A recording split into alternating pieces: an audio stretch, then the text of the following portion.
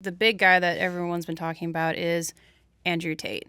And the thing about him, I love him. And there's certain things that he says I may not always agree with, but he calls it in a very blunt format that not a lot of people, because you got to protect your feelings and everything. Yeah.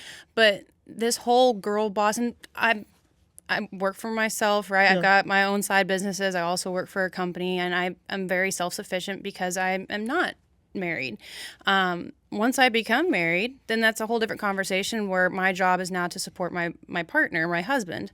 But they're growing these, not only just men, but women too.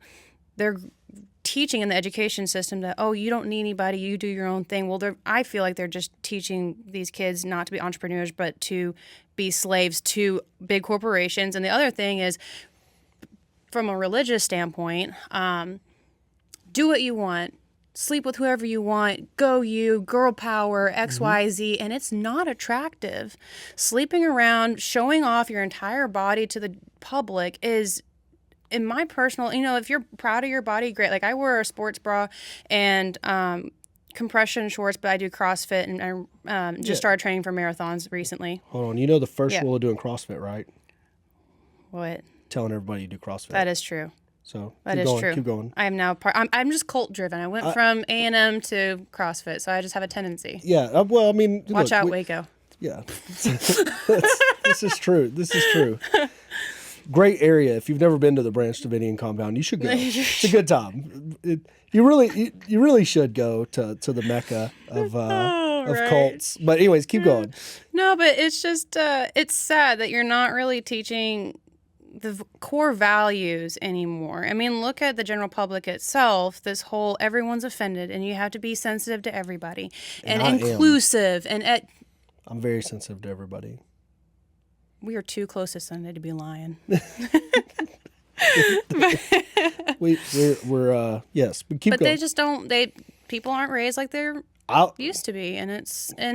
I honestly feel a lot of the social issues has to stem from that. I mean, my producers, when they first meet me, why aren't you married yet? I'm like, well, honestly, because there's a lot of boys out there, but there's not a lot of men. This is true. And it can be flipped. Being on the opposite side, there's a lot of girls out there. There's a lot of whores. There's a lot of just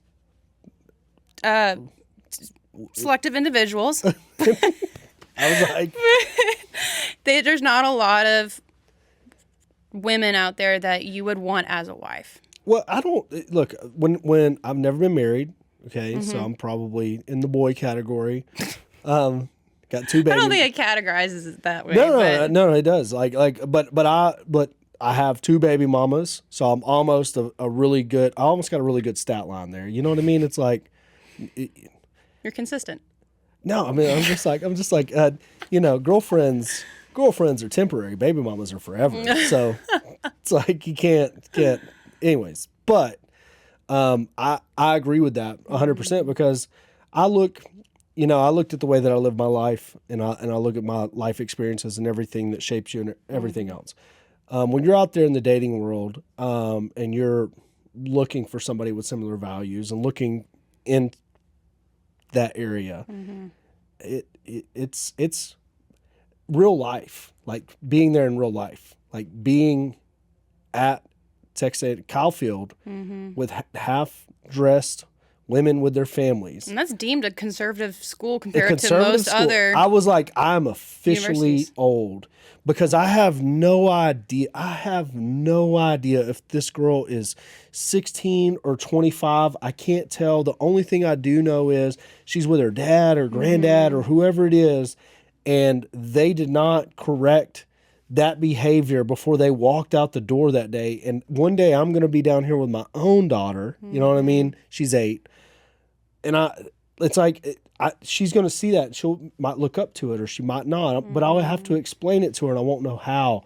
And so I don't want to come down here with her on a game day, which is sad because, it used to be a fun family atmosphere. Now, going back 10 years, whenever I was down there, and I was the person that people were looking at going, this used to be a fun family atmosphere. Now we got guys in coveralls throwing kegs around like Neanderthals. World is changing. And you know, we used to take pride in taking care of our bodies, and this whole body positivity or don't fat shame type thing.